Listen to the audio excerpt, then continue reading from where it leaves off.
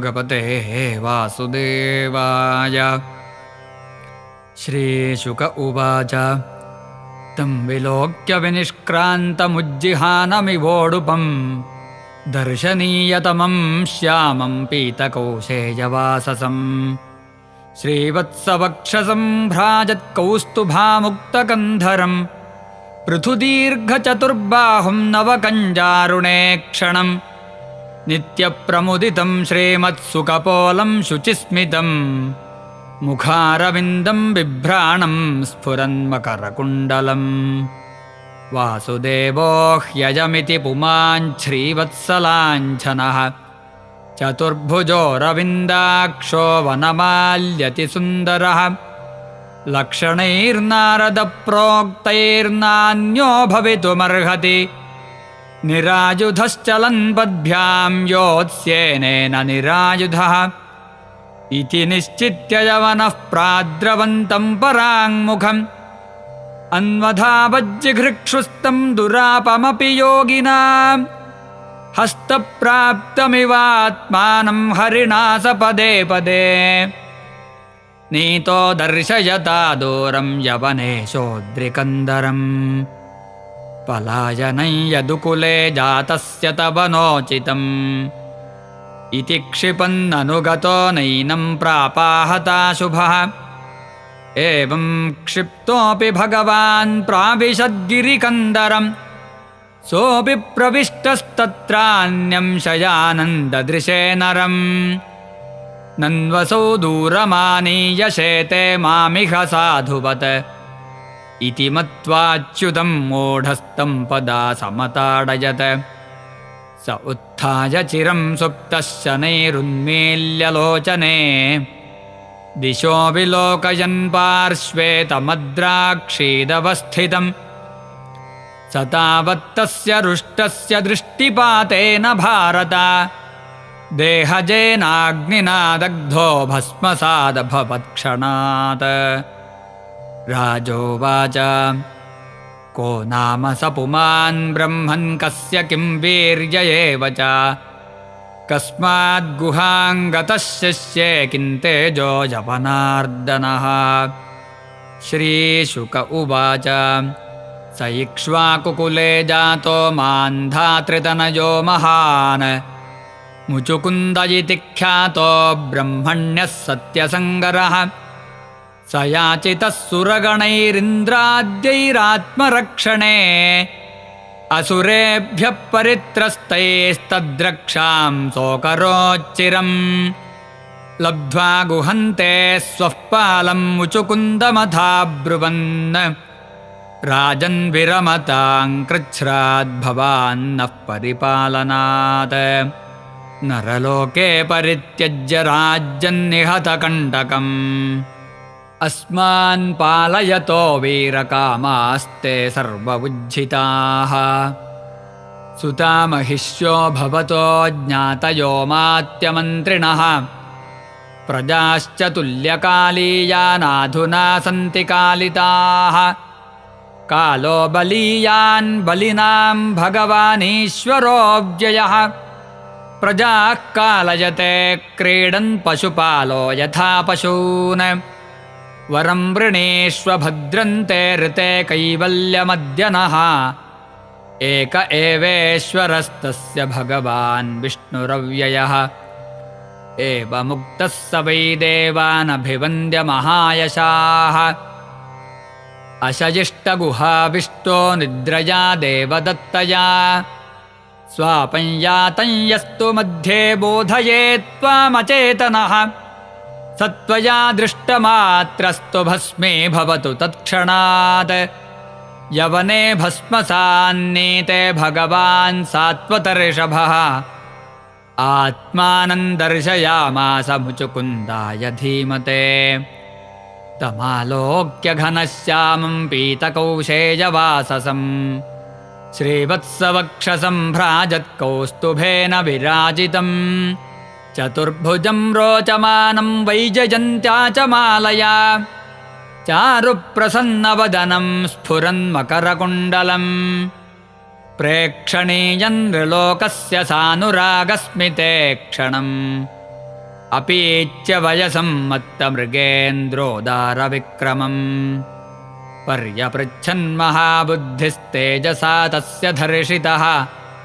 शङ्कितः शनकैराजा दुर्धर्षमिव तेजसा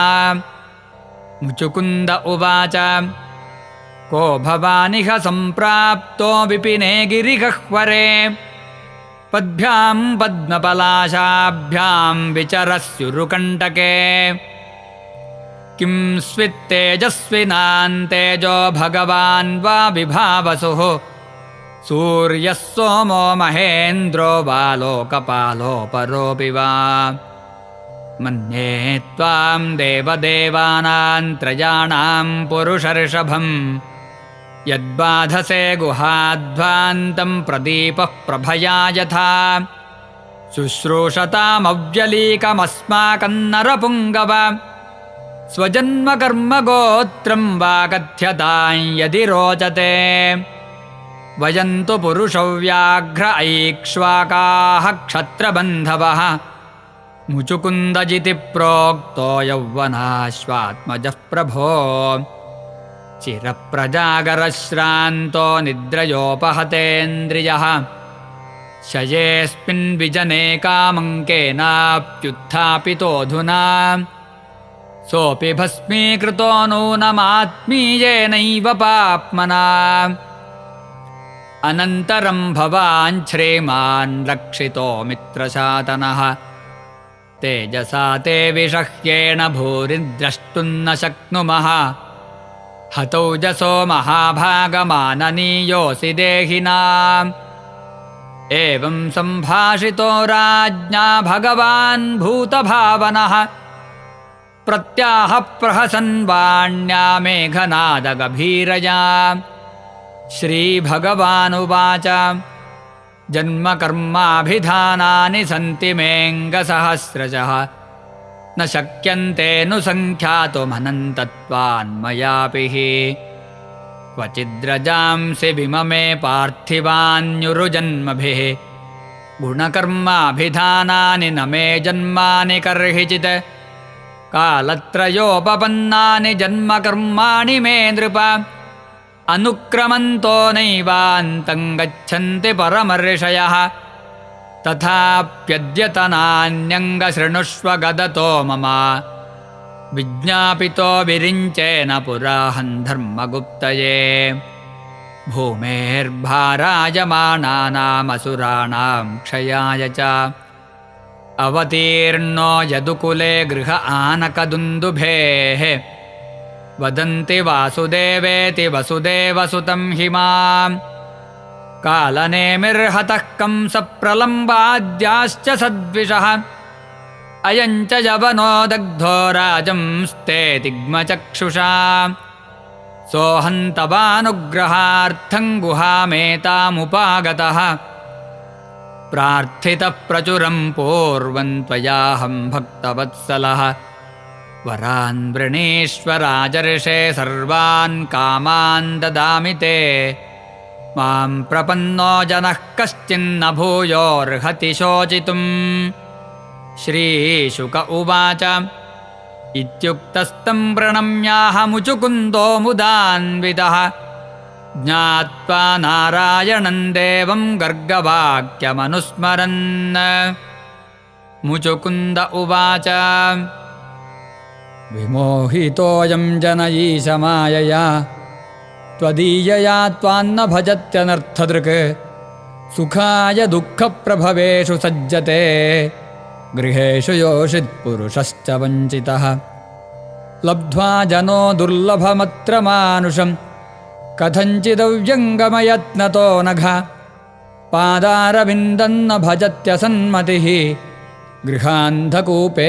पतितो यथा पशुः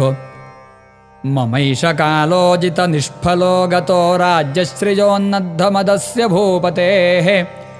मर्त्यात्मबुद्धेः सुतदारकोशभूष्वासज्जमानस्य दुरन्तचिन्तया कलेवरेऽस्मिन् घटकुड्यसन्निभे निरूढमानो नरदेवजित्यहं वृतो रथे भाश्वपदात्यनीकपैर्गां पर्यटं स्त्वागणयन् सुदुर्मदः प्रमत्तमुच्चैरितिकृत्य चिन्तया प्रवृद्धलोभं विषयेषु लालसं त्वमप्रमत्तः सहसाभिपद्यसे क्षुल्लेलिहानो हिरिवाखुमन्तकः पुरा रथैर्हेम परिष्कृतैश्चरन्मतङ्गजैर्वानरदेव संजितः स एव कालेन दुरत्ययेन ते कलेवरो विट्कृमिभस्मसंज्ञितः निर्जित्य दिक्चक्रमभूतविग्रहो वरासनस्थः समराजवन्दितः गृहेषु मैथुन्यसुखेषु योषितां क्रीडामृगः पूरुष ईशनीयते करोति कर्माणि तपस्सु नुष्ठितो निवृत्तभोगस्तदपेक्षया ददत् पुनश्च भूयेजमहं स्वराडिति प्रवृद्धतर्षो न सुखाय कल्पते भवापवर्गो भ्रमतो यदा भवेज्जनस्य तर्ह्यच्युत सत्समागमः सत्सङ्गमो जर्हि तदैव सद्गतौ परावरेशे त्वयि जायते मतिः मन्ये ममानुग्रह ईशते कृतो राज्यानुबन्धापगमो यदृच्छया यः प्रार्थ्यते साधुभिरेकचर्यया वनं विविक्षद्भिरखण्डभूमिपैः न कामयेन्यं तव पादसेवनादकिञ्चन प्रार्थ्यतमाद्वरं विभो आराध्य कस्त्वां ह्यपवर्गदं हरे वृणीत आर्यो वरमात्मबन्धनम् तस्माद्विसृज्याशिष ईश सर्वतः रजस्तमः सत्त्वगुणानुबन्धनाः निरञ्जनं निर्गुणमद्वयं परं त्वां ज्ञप्तिमात्रं पुरुषं व्रजाम्यहम् चिरमिह वृजिनार्तस्तप्यमानोऽनुतापैरवितृषषडमित्रो लब्धशान्तिः कथञ्चित् शरणदसमुपेतस्त्वत्पदाब्जं परात्मन्नभयमृतमशोकं पाहि मापन्नमीश। श्रीभगवानुवाच सार्वभौममहाराजमतिस्ते विमलोर्जिता वरैः प्रलोभितस्यापि न कामैर्विहता यतः प्रलोभितो वरैर्यत्वमप्रमादाय विद्धि तत् न धीर्मय्येकभक्तानामाशीर्भिर्भिद्यते क्वचित् युञ्जानानाम भक्तानां प्राणायामादिभिर्मनः अक्षीणवासनं राजन् दृश्यते पुनरुत्थितम् विचरस्व महीं कामं मय्यावेशितमानसः अस्त्वेव नित्यदा तुभ्यं भक्तिर्मय्यनपायिनी क्षात्रधर्मस्थितो जन्तोऽन्यवधीर्मृगयादिभिः समाहितस्तत्तपसा जह्यघं मदुपाश्रितः जन्मन्यनन्तरे राजन् सर्वभूतसुहृत्तमः भूत्वा द्विजवरस्त्वं वै मामुपैष्यसि केवलम् इति श्रीमद्भागवते महापुराणे पारमहंस्यां संहितायां दशमस्कन्धे उत्तरार्धे मुचुकुन्दस्तुतिर्नामैकपञ्चाशत्तमोऽध्यायः। सर्वत्र गोविन्दनामसङ्कीर्तनं गोविन्द गोविन्द।